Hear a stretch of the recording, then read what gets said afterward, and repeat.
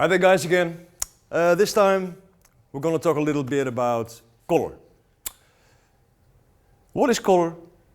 How come we see colors? And about mixing of colors. And especially about the value of color. Saturation and how it works to create the illusion of depth in a painting. First of all, if we see a colored subject, for example, we see the color red here. Does it mean there's something red here on the tube? No, not really. It means that here the ink or paint or whatever it is contains something that shows us the red part of light.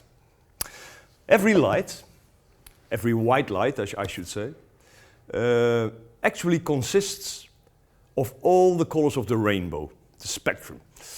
Remember maybe from school that the physicist, what was he called? Newton, Isaac Newton. He proved, you can see it here, that when you put white light through a triangle-shaped piece of glass called a prisma, that on the other side, the light comes out with all the colors of the spectrum, the rainbow. But it's never like this, that only the red part of light here is reflected to our eyes and all the other colors of the spectrum are absorbed. There's always a little bit of every color that is reflected to our eyes, but mainly the red part is dominant in that reflection, so we experience this as red. It's said that with only 3 colors, yellow, red and blue, we can mix every color that we want. Now, is that true? Is that not true? Well, it's true in a way. For example, with these 3 colors, with these 3 colors, I can mix oranges out of these 2. I can mix greens out of these, and I can make purples out of these 2. But not with every saturation that you would like. Let me show you.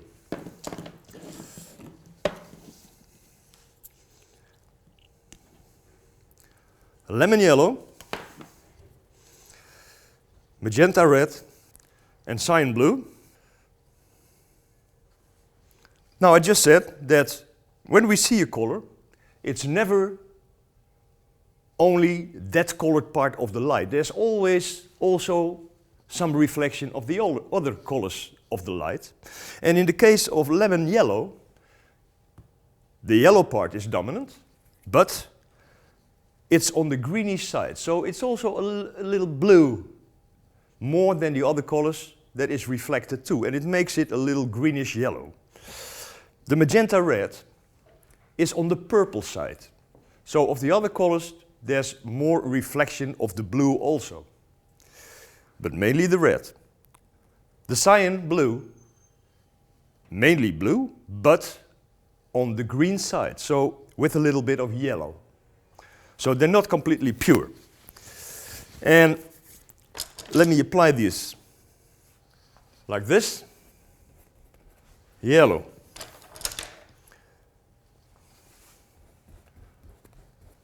The red and the cyan blue.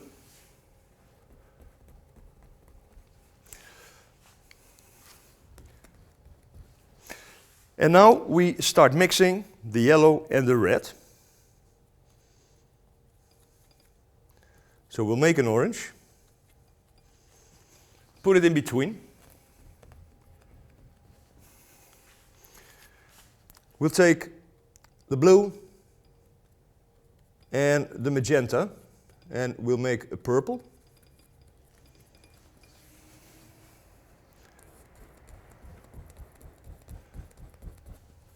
And we'll take the yellow and the blue to make a green.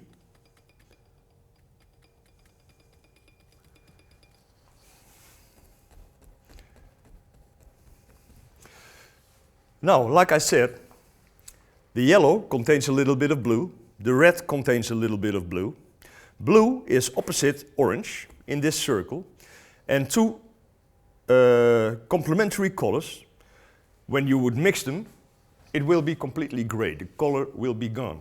But since a little bit of blue is in the yellow, a little bit of blue is in the red, the orange here is actually a dirty one because of the blue. The purple here, the blue contains a little bit of yellow. Yellow is opposite of the violet. The red is okay because it's on the violet side. So here we have a pollution of the yellow of the blue. It's not as bad as the orange, but still it's there. Only the green here, the yellow has a little bit of blue, the blue has a little bit of yellow, only colors that belong to green, so the green is really saturated. Has a very strong value. Now, if we want to mix these secondary colors also with the best possible saturation, then we'd better add 3 colors. We'll add a yellow on the orange side, so with a little bit of red. We'll add a red on the yellow side, red with a little bit of yellow. And we add a blue on the violet side, so blue with a little bit of red.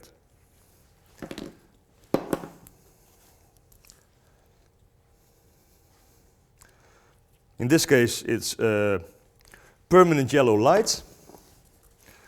It's cadmium yellow light. And it's ultramarine blue.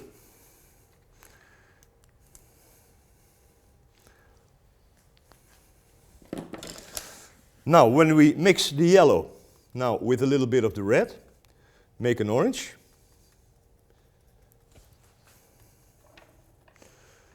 We'll see that the orange is much brighter, much more saturated than this one. Now this one looks a little bit dirty, right?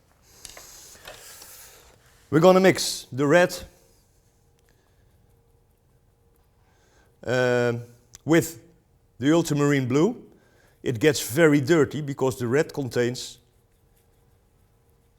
yellow. So, you know, it's not really what we're looking for. To make a real good purple, actually, what we need is a red on the violet side. So we should not use the cadmium, we should use this one. And we should not use the cyan, but we use the ultramarine. Both on the violet side. And then what happens? You get a very nice purple. Two complementary colors, like orange and blue, or red and green, yellow and violet, when you mix them in the right quantities, then they both disappear, and the result will be, in theory, it will be black, but with paint it will be a dark gray. For example, I take the green that I mixed before, mix it with an orange,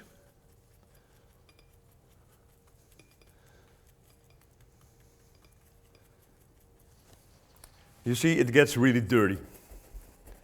It's a grayish, brownish color. I take an orange and a blue.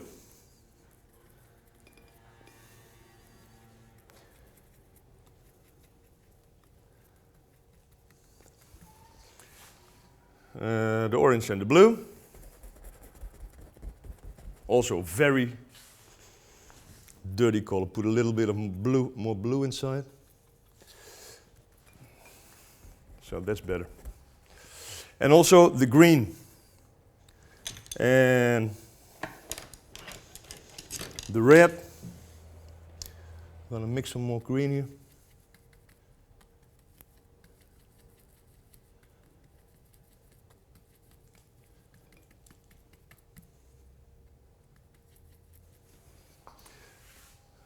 The green and the red, you see, grayish, dirty color. Now, this is going direction dark gray, black. But suppose we do not use these colors to make a black, but we immediately take a dark version of, for example, orange and blue. For example, when we take a dark brown color, could be burnt umber, this one is Van Dyke brown. The pigment inside is brown, yeah, it's a brown pigment, but I could mix this color by mixing orange and black, actually. Brown is nothing else than a very dark orange. So, the orange, but very dark. So, when I take a little bit of this umber, and I take a little bit of the opposite color of orange, yeah, and then not this one, because this is a light one, I take the other one, blue, the ultramarine blue, which is a very dark blue. And I mix it in the right proportions. Then we have a black.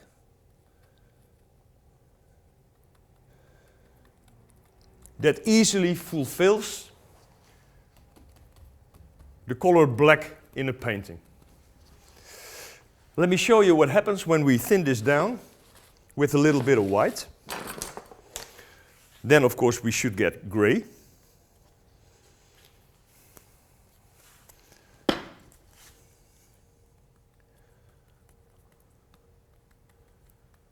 And I really did mix them in the right proportion, but I can only tell that now because I'm mixing with white. Look, it's a pretty neutral gray that I made. Yeah, so we can use black, no problem. Take care with black because it can kill your painting when you use it too much. It makes the colors really dead. But we might as well mix our black ourselves. Now it's a pretty neutral one. When I take the same black, and apart from the blue and the brown, I add a touch of red, dark red.